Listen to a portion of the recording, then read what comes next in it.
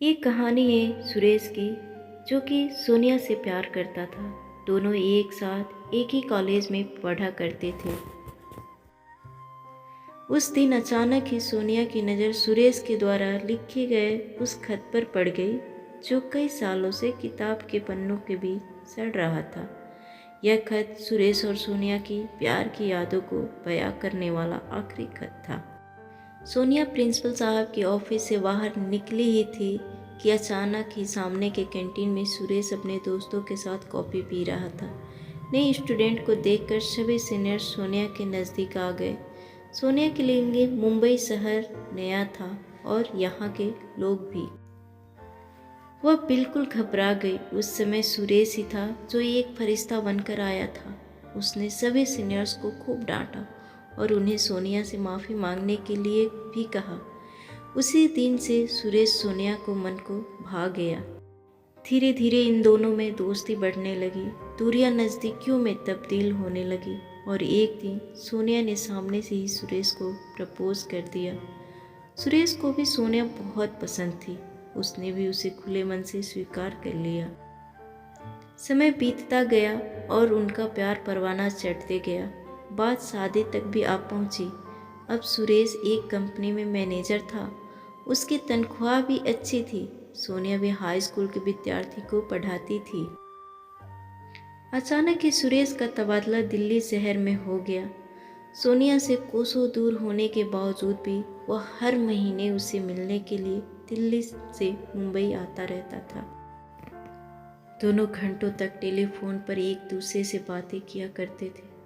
मगर धीरे धीरे सोनिया के फ़ोन आने बंद हो गए। सुरेश जब भी फ़ोन करता या फ़ोन काट दिया जाता या फिर लंबे समय तक उससे घंटियां बजती रहती थी। सुरेश भी थोड़ा व्यस्त होने के कारण 4-5 महीने तक मुंबई नहीं आ पाया। बाद में सुरेश को मालूम हुआ कि सोनिया और उनका परिवार मुंबई छोड़कर कहीं दूर चले गए।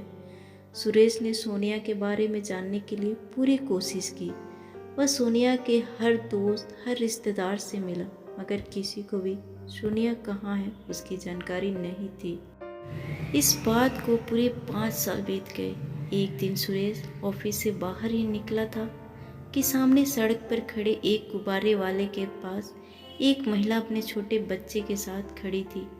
उसका बेटा गुब्बारा खरीदने के लिए बार बार उससे जिद करता था, मगर वह मना कर रही थी। सुरेश उस महिला का चेहरा कुछ जाना पहचाना लगा। वह ना चाहते हुए भी अपनी कार को रोड की दूसरी तरफ ले गया।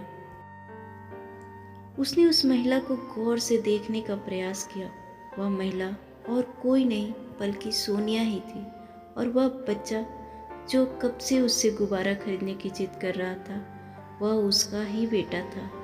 1 मिनट के लिए सुरेश अपने आप को संभाल नहीं पाया। सोनिया अब तक कहाँ थी और कब उसकी शादी हो गई? उसने क्यों मुझे नहीं बताया? ऐसा कई सवाल थे जो सुरेश को परेशान कर रहे थे।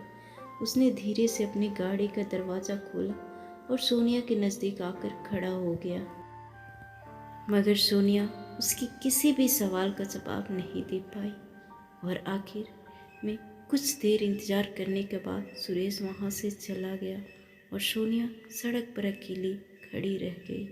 दोस्तों, किसी को भी प्यार की सज़ा ऐसी नहीं देनी चाहिए कि उसे पता ही न चले उसकी गलती